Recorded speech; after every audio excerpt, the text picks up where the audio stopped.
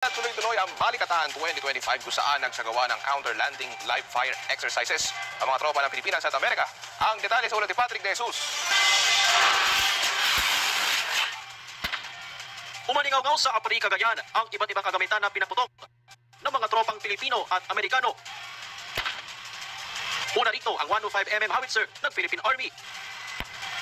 Pinuntirya ang mga target na nasa karagatan sa layong 8 kilometro.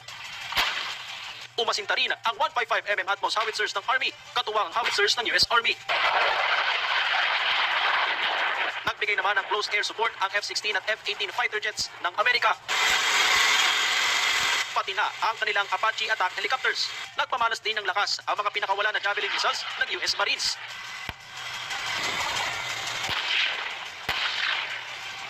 Habang sunod-sunod naman na pinaputok ang light armored vehicles ng Philippine Marines at Philippine Army, kabilang na ang pinakabagong Sabra light tanks.